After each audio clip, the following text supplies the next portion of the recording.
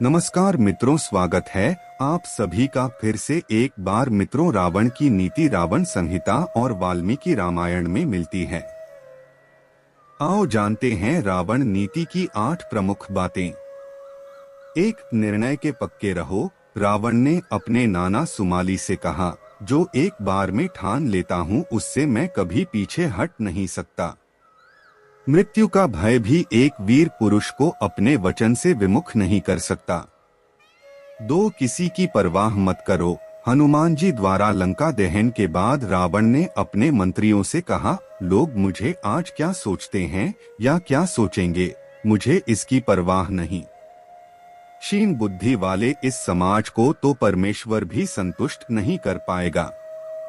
कुछ लोगों के लिए मैं एक देवता हूँ और कुछ के लिए राक्षस। लोग केवल अपना स्वार्थ जानते हैं।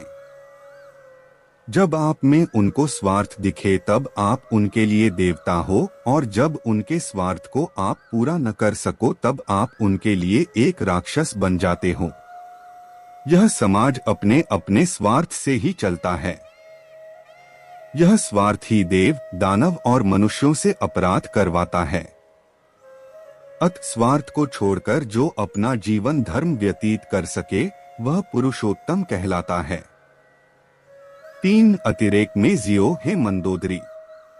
मैं जानता हूं कि आज मेरी पराजय निश्चित है। पितामह ब्रह्मा जी के द्वारा दिया हुआ वरदान आज मेरे ऊपर एक शाप बनकर मंडरा रहा है। किसी भी व्यक्ति को ख्याति पाने के लिए या तो देवतुल्य बनना पड़ता है अथवा दानव समान।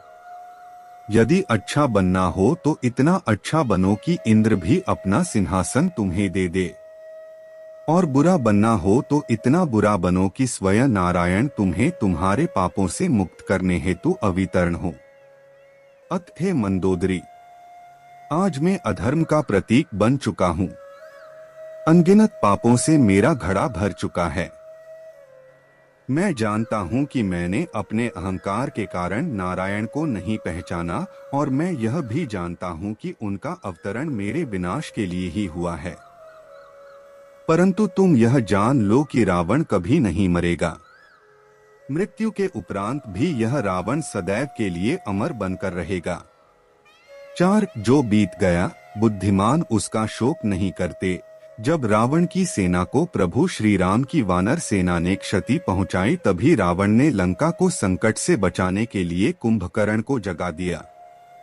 परंतु कुंभकर्ण ने अपने भ्राता रावण के अधार्मिक कार्यकलापों को सुनकर उन्हें समस्त लंका के विनाश का उत्तरदायी ठहराया एवं उन्हें आने वाली पराजय की चेतावनी दी।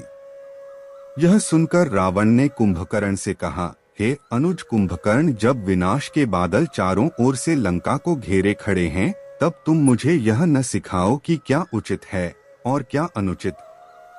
हाँ, मैंने अपने लोभ के वश में सीता का हरण किया और आज वही मेरी मृत्यु का कारण बनने वाली है। हाँ, मैंने नारायण को पहचानने में भूल की और उन्हीं के कारण मेरे अनगिनत वीर योद्धा आज वीरगति को प्राप्त हुए हैं। हाँ, मैंने अपने अहंकार के चलते श्री राम के शांति प्रस्ताव को ठुकरा दिया और आज मेरी सोने की लंका एक श्मशान बन चुकी है।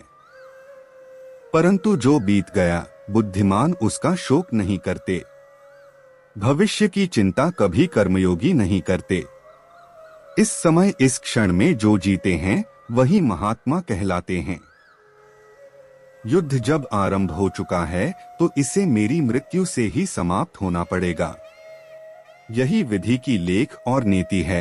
रावण इसे हंसते हंसते स्वीकार करेगा, ताकि इतिहास रावण को भीरू अथवा कायर न समझे। 5. कभी किसी भी हालत में मत झुको। अंतिम युद्ध में जाने से पहले रावण ने महाकाल आरती का प्रबंध किया, परंतु आरती में अपशगुन हेतु रावण ने महाकाल महेश्वर से कहा कि हे महाकाल, हे परमेश्वर, हे शंकर, आज इन अपशगुनों द्वारा आप रावण को डरा नहीं सकते। आपने क्या सोच कि मैं आपका परम भक्त दशानन रावण इन अपशगुनों से डर जाऊंगा और युद्ध को रोककर राम के चरणों में समर्पण कर दूंगा? नहीं, रावण मिट जाएगा परंतु झुकेगा नहीं। अपने आन को बेचकर जो जीते हैं वह एक कीट की भांति हर दिन मरते रहते हैं। दया की भीख में जो रहते हैं उन्हें जीवन भी दया का पात्र बनाए रखता है। इस युद्ध में मेरे अनेक सगे संबंधी, भाई, पुत्र, पौत्र एवं अनेक प्रजाओं ने बलिदान दिया है।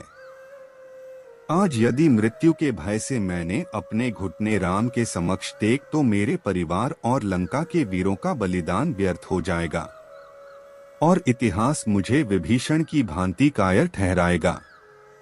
अत हे शिव शंभु, हे शंकर, हे भोलेनाथ, रावण कभी झुक नहीं सकता।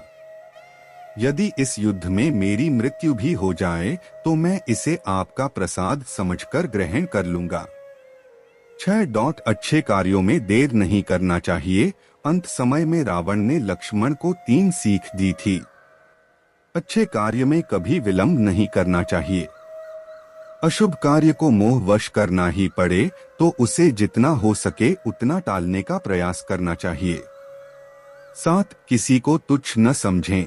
शक्ति और पराक्रम के मद में इतना अंधा नहीं हो जाना चाहिए कि हर शत्रु तुच्छ और निम्न लगने लगे। मुझे ब्रह्मा जी से वर मिला था कि वानर और मानव के अलावा कोई मुझे मार नहीं सकता। फिर भी मैं उन्हें तुच्छ और निम्न समझकर अहम में लिप्त रहा, जिस कारण मेरा समूल विनाश हुआ। 8. गूढ़ रहस्य किसी को न बताएं। तीसरी और अंतिम बात रावण ने लक्ष्मण से यह कही कि अपने जीवन के गूढ़ रहस्य स्वजन को भी नहीं बताने चाहिए, चूंकि रिश्ते और नाते बदलते रहते हैं। जैसे कि विभीषण जब लंका में था तब मेरा शुभेच्छु था, पर श्री राम की शरण में आने के बाद मेरे विनाश का माध्यम बना।